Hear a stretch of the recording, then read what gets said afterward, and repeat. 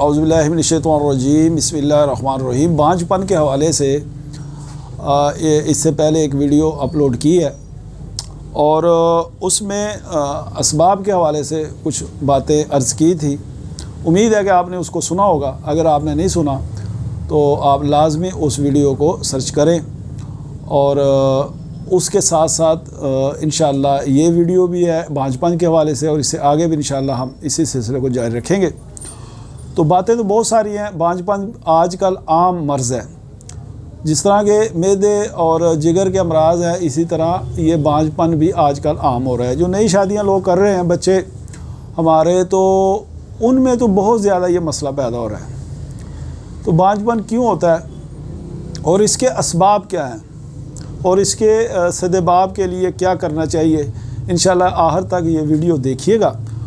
मैं उम्मीद करता हूँ कि इंशाअल्लाह अगर आप इसको गौर से सुनेंगे और इस पे गौर व फिक्र करेंगे तो बहुत सारी चीज़ें आपके लिए आसान हो जाएंगी। बांझपन के लिए आम तौर पर यही समझा जाता है कि मर्दाना जो जरासीम है उसकी कमी बेशी से कोई मसला हो जाता है, बांझपन हो जाता है। कुछ लोग हैं वो औरतों पे डाल देते हैं कि हम औरतों का ही मसला है। तो दोस्तों, ये ना सिर्फ औरतों का मसला है ना मर्दों का, बल्कि ये दोनों का मुश्तरका मसला है। बांझपन जो है, अगर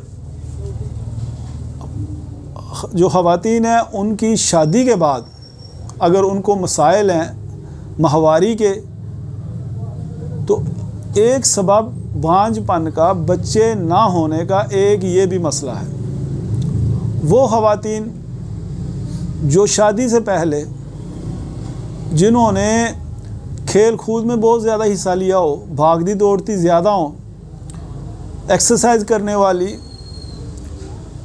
और जिनका मिजाज खुश्क हो एक्सरसाइज करने से, भागने से, दौड़ने से, खेलने से, खेल कूद से जिस्म में खुश्की पैदा होती है।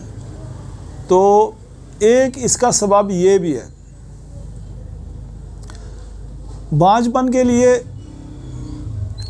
आप, जैसे मैंने पहले वीडियो में कहा था कि जब आप उसी बात को दोबारा दोहरा देता हूँ कि जब तक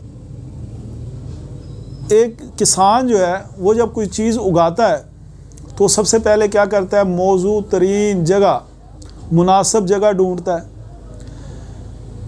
जहाँ एक मुनासिब माहौल हो, जहाँ बहुत ज़्यादा गर्मी ना हो, सूरज की तपश ना पड़ती हो, जहाँ बहुत ज़्यादा साया ना हो, जहाँ बहुत ज़्यादा पानी खड़ा ना हो। एक मुनासिब जगह तैयार करता है, देखता है, फिर उसके बाद वहाँ बीज बोता है। इसी तरह एक जानदार की पैदाइश के लिए इससे भी ज़्यादा मुनासिब जगह और माहौल इसको ज़रूरत है। तो जिस्म में जब आपका मिजाज बिगड़ गया, अगर खुश्की ज़्यादा आ गई तो खुश्की की वजह से, अगर जिस्म में हरारत ज़्यादा है, गर्मी ज़्यादा है, तो गर्मी की वजह से बहुत सारे मसाइल होंगे और एक वजह बांझपन भी होगी। यानी बांझपन की एक वजह ये गर्मी भी होगी। और यही मसाइल जिस्म का जो मिजाज है मर्द का भी, अगर उसमें ये कमी बेशी हो, शिद्दत हो, उसके वजूद में गर्मी की शिद्दत हो, सर्दी की शिद्दत हो, तरी की शिद्दत हो, खुश्की की शिद्दत हो, ये अफराद व तफरीद जो मिजाज का है, तगय्युर है, ये सबब है। अच्छा, ये हार्मोन्स की कमी बेशी भी एक सबब है। हमारे जिस्म में जहाँ हमारा खाने का एक सिस्टम है, निज़ाम हज़म है, दीगर निज़ामात जिस्म है, वहाँ के हार्मोन्स का भी एक सिस्टम है।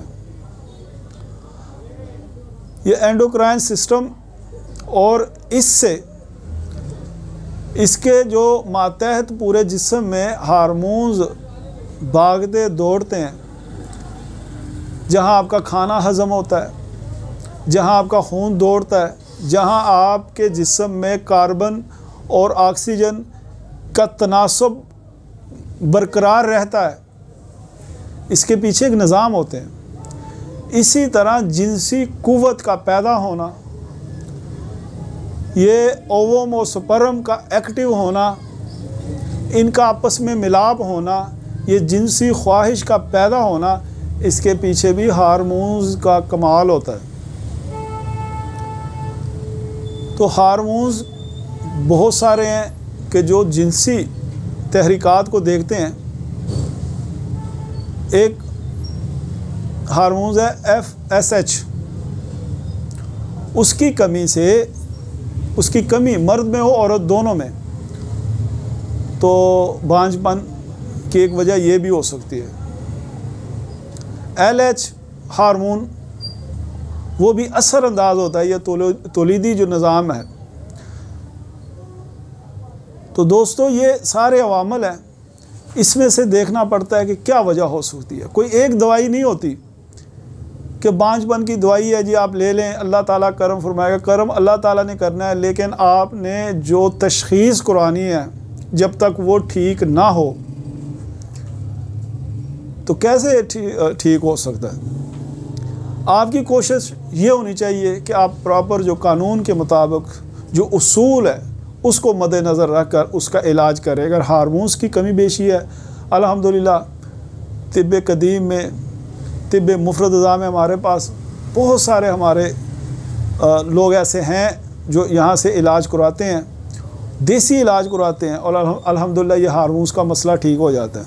माहवारी और दीगर जो हैं वो तो आते ही हैं। आम तौर पर यह समझा जाता है कि ये हार्मोन्स का जो चक्कर है, हुकामा कराम इसको नहीं समझते। अल्हम्दुलिल्लाह जी ये रोज़ाना का मामूल है।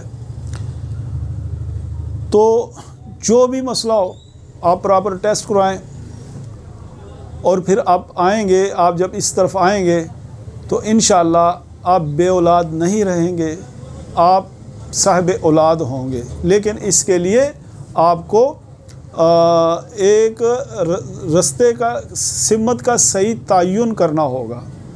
आप इस चक्कर में ना पड़ें कि इलाज नहीं कराया तो आप कहें कि जनाब ये खुद ब खुद ही हो जाएगा। खुद ब खुद नहीं होगा। कोई जिस्म में जो ख़राबी है वो तादेर रहे तो मज़ीद अमराज पैदा करती है, याद रखें। इंशाअल्लाह अगली वीडियो में 18 के ऊपर बात करेंगे। मैं उम्मीद करता हूँ कि ये जो मुख्तसर तरीन वीडियो है इसको आप सुनेंगे, दोस्तों में शेयर करेंगे। वस्सलामु अलैकुम वरहमतुल्लाहि वबरकातुहू।